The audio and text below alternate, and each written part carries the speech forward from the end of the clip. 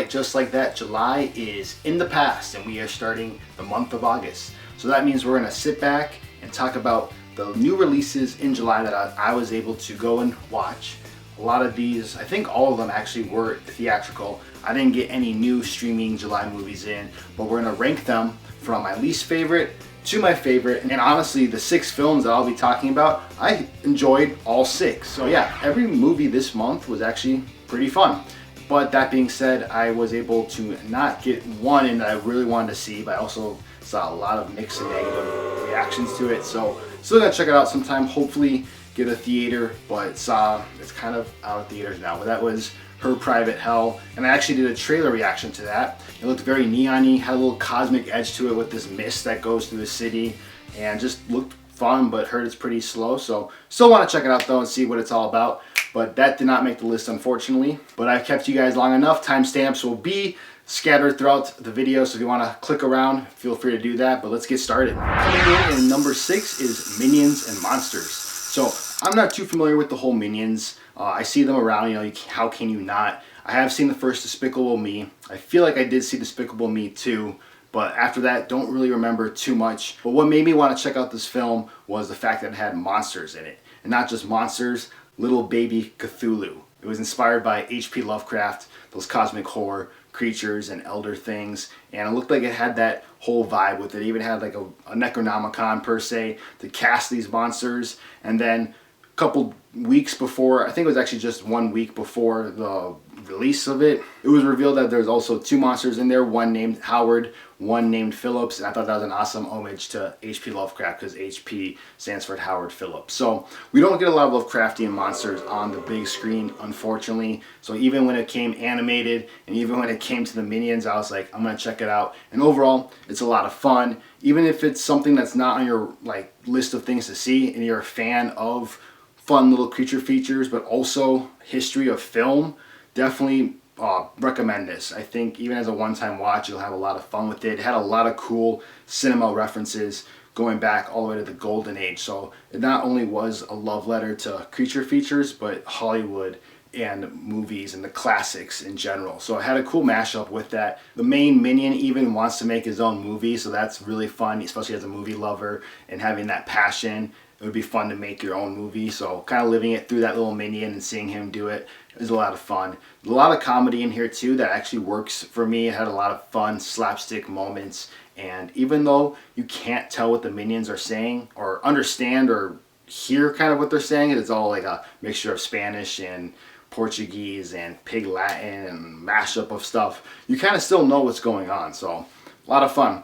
I do wish there was a little bit more monster time in this though. The monsters don't kick in towards the later half or even last 30-40 minutes of the film, but the build up to that, those character moments with the little minions and just the references to famous cinema was a lot of fun too, building up to that. So overall, enjoyed it, but it's coming in at number 6. Alright, number 5 is Pinocchio Unstrung, and again, I had a blast with this movie. It's what I would want from this franchise, the Twisted Childhood Universe, otherwise known as the Poohniverse. Believe it or not, the first one, I do agree, very, very bad, the first Pooh and Honey. But since then, each one has gotten better. And if you go in knowing what to expect and just have a campy, fun time with a slasher film, it delivers on that aspect. I won't touch base on this movie too much because I do have a more longer video out on this particular movie reviewing it. It's about 14 minutes long, so if you want to see my thoughts, definitely go check that out.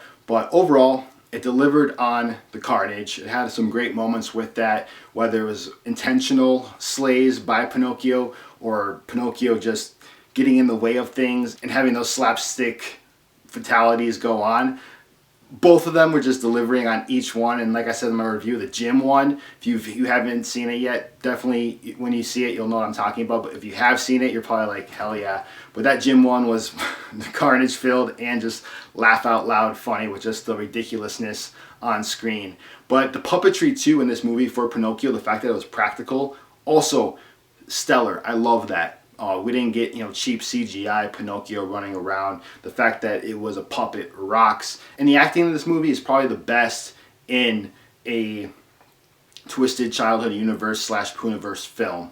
That being said, the budget definitely held it back a little bit. Robert Englund is kind of underused as the Cricket. Would have loved to see a little bit more of him in there. And for the much carnage that there's in this, I feel like I could have used a little bit more. But at the end of the day, they do a nice build-up with the Pinocchio character. And you actually get a little bit of emotion in this movie. You feel bad for Pinocchio. So the fact that they're able to do that in this kind of movie rocks.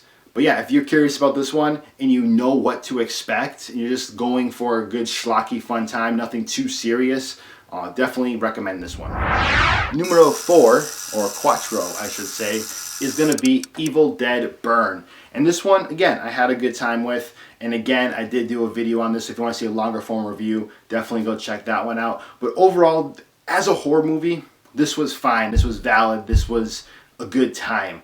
As an Evil Dead movie, it definitely has a little bit more flaws in it.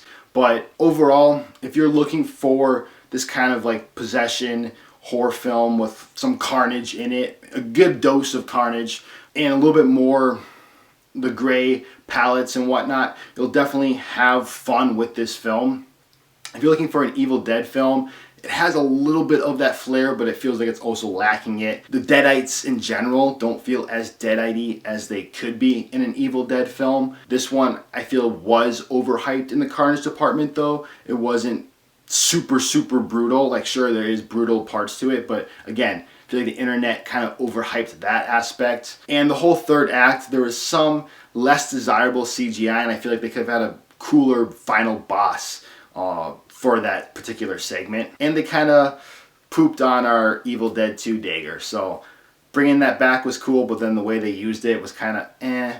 But overall, like I said, definitely have a longer review on this if you want to check that out. And I also did cover every Evil Dead film and rank them. So be sure to check those out too if you want a little bit more Evil Dead to cure your appetite. But yeah, coming in at number 4. Alright, coming in at number 3 was Motor City. And this is one that I almost didn't catch either, just like I was saying, how time got out of my hands and I didn't get to catch Her Private Hell like I wanted to. Motor City was on my radar and I finally got to go see it. Last minute showtime came up and it worked, and I'm definitely glad I did. I didn't get to make a longer video on it, so I'll definitely spend a little bit more time, but I don't want to make this video too long. But essentially, Alan Ritchson stars in this 70s exploitation love letter film, and the kicker is that it's basically dialogue free.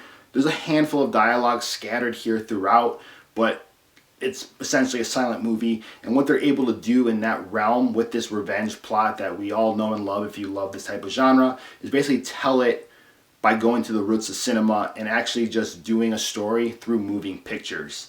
Not only that, the soundtrack helps carry it too. There's really cool slow motion dance scenes that, even though it's dialogue free and you're following the story, it still immerses you with just like those dance scenes I mentioned in the nightclub. I'm a neon lover, so I was all in for that. And just the facial expressions through certain characters. Alan Ritchson does a great performance in this for not saying anything. He definitely shines in that department. And it was fun seeing him in a 70s hairdo. And this being a slower burn, like I said in the past with all those cool things they do to lead up to it, you're mesmerized, you're hypnotized, you're in and locked in, just in awe of what's going in front of you. So like, it is a slow burn, but when the action hits, especially in that final act, there's some really cool scenes that made the build up worth it. So if you're interested in this one, if you didn't get a chance to see it, definitely try to go see it before it leaves theaters. Go support it. It's an independent film too, so that was a lot of fun. But I definitely think if you're an action lover, a fan of Alan Ritchson, especially in those roles like Reacher, those like in the latest War Machine or those action comedy. This isn't a comedy though, but like Playdate.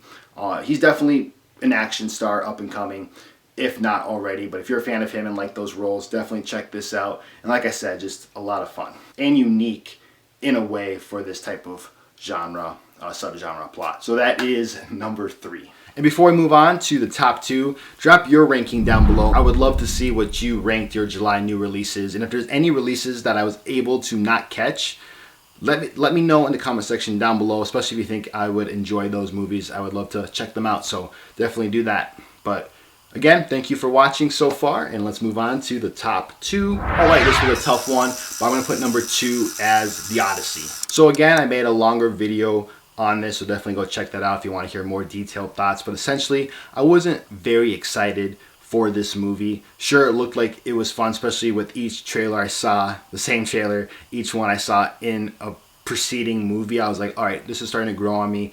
But man, when this was in development and after Oppenheimer, it was kind of rumored that Christopher Nolan was going to make a horror film, and I was all in for that. And then the rumors of James Bond came in. Those got, thrown away. And I was holding out for a horror film, just like I'm sure a lot of you were. And then it was revealed it was going to be The Odyssey. And just with that horror excitement, I was like, oh, dang it. And there was a lot of interesting choices made along the way that more people had distaste for than others. And it created this whole controversy, whatever. But essentially, I'm familiar with the source material a little bit. And that's one of the things that I did enjoy about this too, that a little of that source material was coming back to me. And I was like, oh yeah, that's going to happen. Oh yeah, that does happen.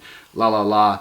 But yeah, I'm familiar with it to a degree, and I just wanted to see something more mind-bending, horror-related from Christopher Nolan, or just another film like Interstellar or Inception, something that's a little bit, mind-twisty. Those are just a lot of fun. So I wasn't too particularly hyped for this film, but I gotta say, it definitely exceeded expectations. I had a blast with it. The practicality of it just shined on it and made it more of that epic feel. There were times where I literally felt the cold from I mentioned in my review, the theater draft did help with it a little bit, but the scene where Matt Damon's walking up the hill, snowflakes are flying around just kind of briefly. I felt the chill. I felt the weight, the wetness, and the cold from the stormy oceans. I just felt like I was there on this journey. And the fact that it was all practical, even the Cyclops and those effects with the witch, Cersei, just looking like Richard Baker effects. Again, just a lot of fun and just unexpected surprises. And then the climax of this film, that little build up to it. I guess a spoiler alert if you're not familiar with the movie or the source material, but when Odysseus finally makes it back home and being a badass, getting all the suitors out and that whole bow and arrow contest, just that delivered and was just a levitating scene. You're just like, holy shit, this is awesome. Again, exceeded expectations, a lot of fun. Definitely recommend to see this in theaters. It's definitely a great theatrical experience. Again, longer thoughts in another video, but yeah, that is coming in at number 2. All right, and number 1 is my boy Spidey, Spider-Man Brand New Day. This one was just everything I wanted, mostly in a Spider-Man film. This was just exceeded expectations. Again, have a longer video review, and I mean longer. I talked about this movie for 40 minutes, but definitely check that out if you're interested to hear more detailed thoughts. There's a spoiler-free and a spoiler section, so if you haven't seen it yet, definitely can get a little taste of my thoughts before diving into heavy spoilers. And what I'll say here too will be spoiler-free. But basically, this delivered on that grounded New York Spider-Man that we all know and love. And another thing too of Spider-Man Brand New Day is the acting. And the funny thing about it too is that there's 3 actors / actresses in this movie that were also in The Odyssey. John Bernthal, Zendaya, and Tom Holland. And just acting alone, I feel like all 3 of them were better acted in Spider-Man Brand New Day, believe it or not. Tom Holland, for me, it grew on me in The Odyssey, but he felt a little bit stiff at times and the line delivery was off.